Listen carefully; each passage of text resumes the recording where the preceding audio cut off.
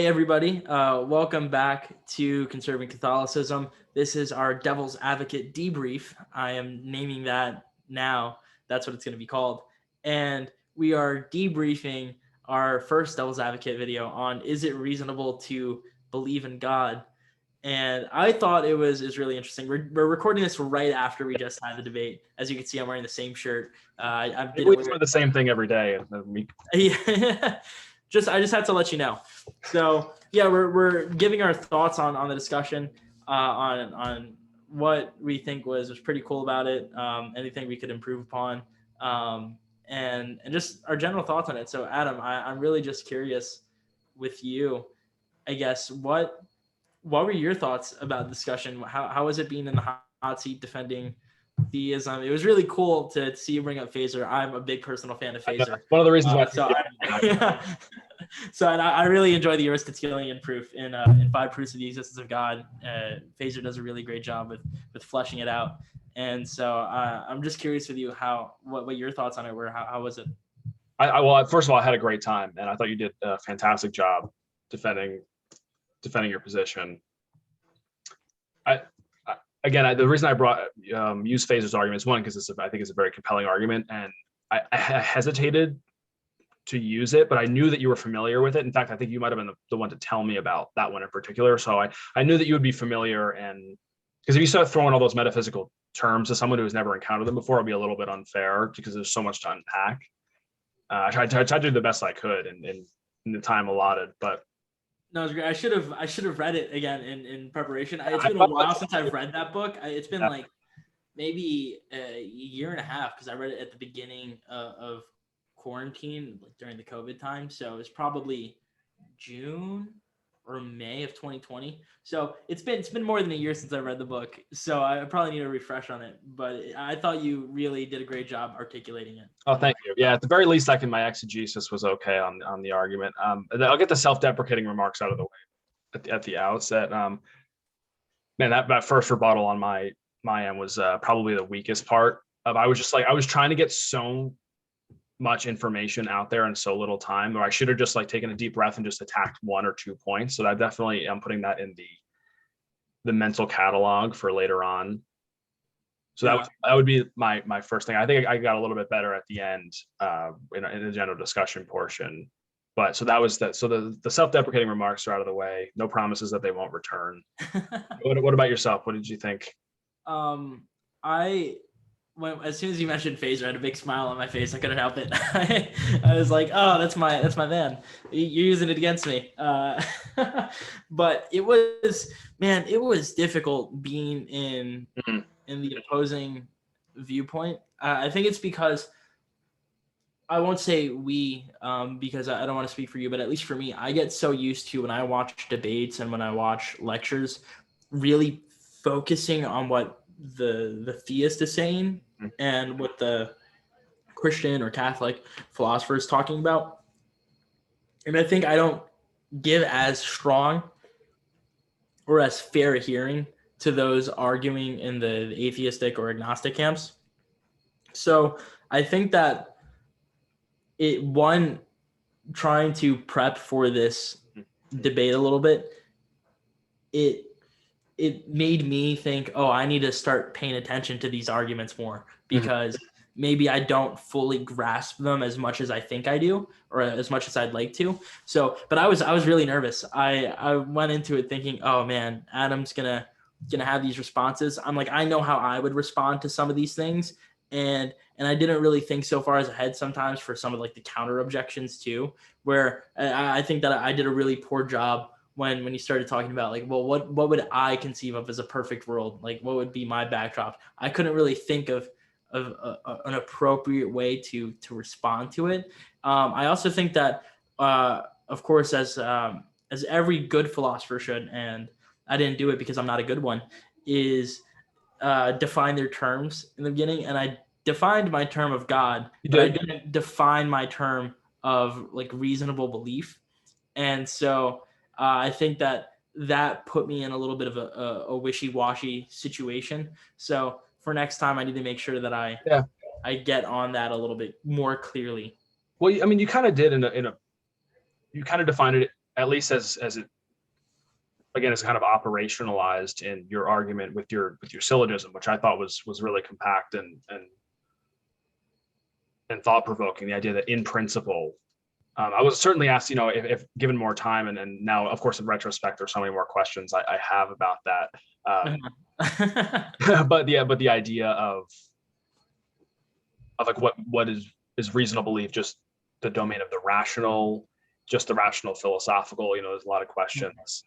I don't even know where I got the in principle from, but something, I don't know, something I guess was like it was a very powerful way of putting it, because you cited Aquinas and Augustine. I think you might have Augustine, but I think it was just Aquinas that I cited. For well, anyway, I mean, Aquinas certainly fulfills that, any philosophical bona fides. But you cited Aquinas in saying, in support of your argument, that in principle you can't believe in God. So it definitely, I didn't prepare enough for a defense of beyond like just pure philosophical reasoning. So therefore I was caught flat-footed by your principle, by your in principle syllogism, as I've now termed it. So it'll forever be. I was also going to, and I just realized this, I didn't ask you the question in the cross-examination, and I was going to ask you, are we to believe in things, is it reasonable for us to believe in things that we don't know in principle? And I should have pressed you on my syllogism a little bit more, saying which of these premises do you disagree with, because the conclusion logically follows. So which one do you not buy? And then let's talk about that premise. Mm-hmm. And I wish I did that. I pressed upon that a little bit more, and I didn't do that at all. Yeah, well, I'm glad you didn't, because I don't know if I would have had a coherent answer, but I'm definitely because the argument that I, again, probably blabbered out very, very incoherently was the idea, and I've spoken to you about this before, of when you start to abstract God, mm-hmm. It's very easy to say, oh, God would have done this, and it's not this way, therefore God doesn't exist. And I've been trying to, and I've just only had this argument kind of in my head. I haven't really written it out. I think that's an unfair move. Yeah. Well, that's why I was trying to that's how I was trying to make the point that it's not necessarily that these things are reasons for why he doesn't exist, but that why it's unreasonable to believe that this God does. Right, given this fact before us. Yeah, exactly. And so I was trying to make a weaker claim on that part, saying that it's not that he doesn't exist, but that at least the God that classical theism proposes, there seems to be some internal contradictions, like the one of his perfection or his immutability, that it doesn't seem, or just the God as a concept of is he something that we can understand, that it seems that at least it doesn't seem reasonable to believe in him unless further evidence were to be provided, but at least prima facie there's no good reason for it. Yeah, I think that this, again, I've always just had trouble with the abstracting God from the conversation of a particular tradition. Again, I have to do some further thinking and writing on that to know if that's a legitimate counter move to make. Because there's, again, you'd have to make the certain case for, let's say, Christianity in this case. So there's a lot of additional baggage that I think is really important. I think that if you look at the story, as it were, it lives out before our eyes every day, whether we realize it or not. And it kind of provides insight as to maybe why suffering exists and so on. But it's hard to address that, as you saw. I struggled to address that in just a pure philosophical argument, and I don't even know that you can do that in a pure philosophical frame. Yeah, and I don't know that I want. I don't even know if my objection that it's not philosophical is even a fair objection either, because I don't know, because I could try to say that it's question begging to bring all this in, because I would need to buy those premises. Right. But at the same time, too, I wouldn't be surprised if you said, well, it's question begging for you to exclude them immediately just because they're not purely philosophical. They would have to be dealt with in their own terms. And so, exactly. And so I don't know. I don't think that was necessarily the strongest counter objection that I had. But so that's something I didn't really think deeply into. So I don't know, that I think that could have gone either way. But it was really, I mean, overall though, I thought it was really good. Was there anything that I said or brought up that either you were like, oh, I know how to respond to this definitely, or in the opposite way, Oh man, I've never heard. I don't know what to say. I'm a little bit befuddled. Right. Well, I was definitely befuddled in trying to respond to the idea that in principle God cannot be known. You shouldn't believe, like your syllogism in effect. Um, I was I was aware of that objection, the idea of not knowing God and why would we believe in something we can't fully comprehend. And the thing is, I was aware of that objection because I think we'd even talked about it at some point in the past. And I just didn't prepare enough for it. Like I just completely slipped my mind. So that one, I wouldn't say I was totally unprepared, but I was definitely caught flat-footed. The one that you brought up, and again, I don't know how this would have played out in real time, but you talked about the problem of immutability in God, and basically, I would have responded that you're ascribing a temporal status to something that is, in principle, atemporal. Hmm. So, Yeah, so that we can speak in terms, so we are bound by space and time.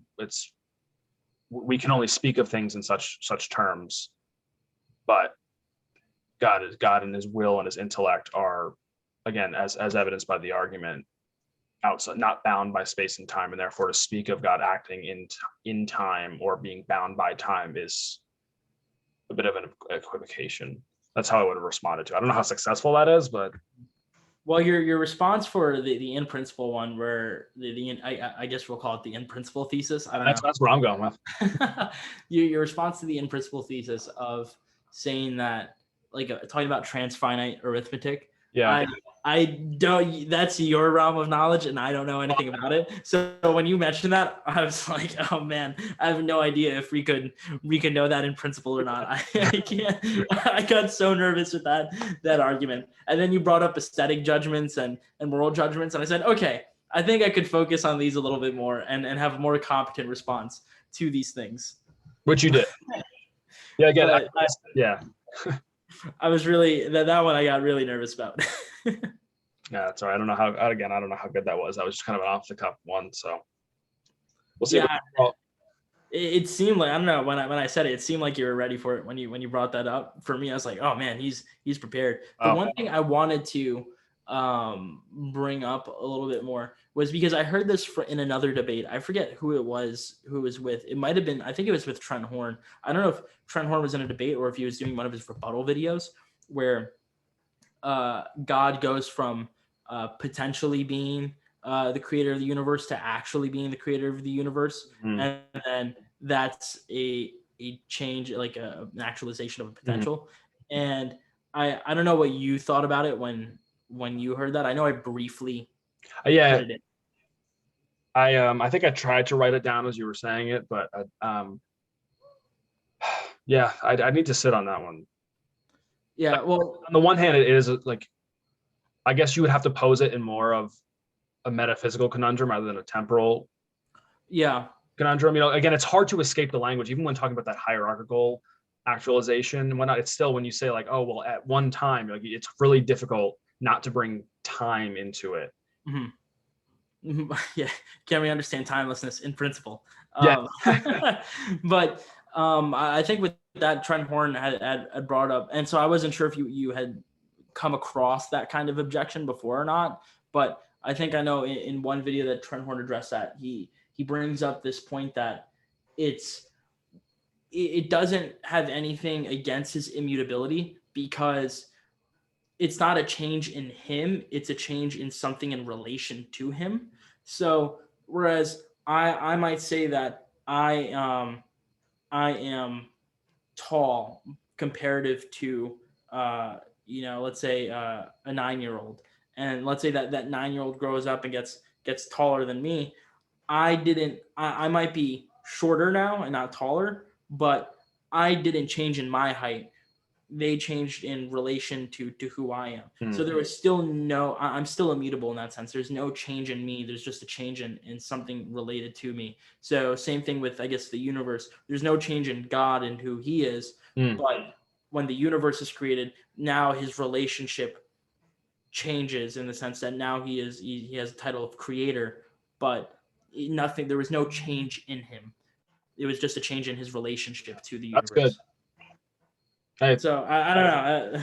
I think I expressed it correctly. I have no idea if I did or not. It sounded pretty good. So no, that's a great response. Again, that's why Trent Horn is Trent Horn.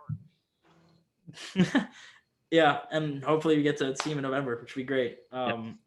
for those of you that don't know, I'm getting trying to get, fingers crossed, Trenhorn to come on my campus to speak with us in November. And if I do, no promises. I'll try to get a picture with him, post him on our Instagram, and hopefully Adam will be there as well. And maybe we can get him to come on the show. I highly doubt it, but it would be right? Yeah, it would be quite a great surprise if we could do that, even just to interview him and talk to him. But I digress. I think that overall I enjoyed this, and I think that this was a really good experience. This is my first time preparing like a formal introduction for a debate. Same here. And I will say that, again, I told you the self-deprecating remarks would not end. I don't know how you felt. I prioritized the introduction to such an extent that I did not prepare or anticipate objections as much as I should have. So going forward, that is definitely going to be a main concern. I knew that there would be significant objections that you would have. It's not like I was underestimating you in any capacity. I was actually very nervous, but at the same time, I didn't deliver on what I should have. So Me too. I think the same for myself as well. I don't think I sufficiently prepared, especially for like the why not heaven now thesis. I didn't really prepare for that objection. You were there, kind of like wrote that up last minute before the debate because I wanted to add a second objection. I figured, okay, I could muddle my way around the in principle thesis, just doing some magic. And then you brought up transfinite arithmetic, and I'm like, never mind. Was not prepared for that one. That was basically my brain going, say something that sounds somewhat smart because you're living. Well, it sounded very smart to me. I don't know. I mean, anything comparatively to me just sounds very smart. But I was definitely caught off foot there. But yeah, I also didn't prepare enough for what you were going to throw. And I think something that might be helpful too in the future for these kinds of videos, and for you guys watching this debrief, you can let us know. But I think that something that might be helpful is exchanging our introductions and our rebuttals maybe. I know that was something that Trent Horn and Ben Watkins did in their recent debate. That would be very good. So that way we can have that kind of high intensity, debate, and then let's say like the cross-examination or discussion period that could be open-ended. I like that. Prep for that. So because again, I as I think you are as well, kind of new to these formal debates. Mm-hmm. So it didn't even cross my mind that, we can swap the introductions, but I just watched like the first third, or maybe the first half of the recent Trent Horn and Hawkins debate. And I was thinking to myself when I was watching, I'm like, there's no way that they're just doing this totally off the cuff. Obviously, both of them are incredibly capable, but there had to have been some exchange because they were like, it was, unless I'm just, yeah. When they got it to the point where they were, I realized I'm clicking my pen and I'm like, people can probably hear this, and this is very annoying. I realized when I was watching the debate, I had the same idea, and then I think right after they get to their introductions and rebuttals before they go into discussion, when Cameron Bertuzzi comes out, and because he was moderating the discussion, when he comes out and speaks, he mentioned that they exchanged their work, so that way they had already came in knowing kind of what the other was going to say, and they had their objections already laid out. So they exchanged it several times, and I've seen multiple debates like that where they've exchanged it, and I'm like, wow, these guys are already prepared for these. How do they have it? And then I realized, they exchanged, and I said, that's actually really smart and something that I wouldn't have thought of on my own. Definitely. So we'll definitely do that going forward. I think I would make for, like you say, a very intense discussion, because we'll be kind of armed to the teeth, as it were, with objections to what, that we'll be caught off guard, at least. And I need longer preparation for it, but yeah, exactly. It'll be put a little bit more stress on the front end, but I think it'll reap benefits when the actual debate occurs. I'm really glad that we did this. Yeah, me too. Are there any final thoughts, concluding thoughts that you want to add? Nothing for me. I'm looking forward to the next one, and I'm sure we'll talk very soon offline about what that'll look like, and definitely need ample time to prepare. So we'll have to figure it out sooner rather than later. Definitely. Well, on that note, then I'll leave it at that. That's our debrief video. We kind of want to keep it short, just so that way you guys get our thoughts on what our thoughts are, and maybe you want to hear that, maybe you don't. I don't know, but we'll release it anyway. It's helpful for us. So thank you guys for tuning in and for watching the Devil's Advocate and the Devil's Advocate debrief. We really appreciate your time and your support, and we'll see you guys in the future.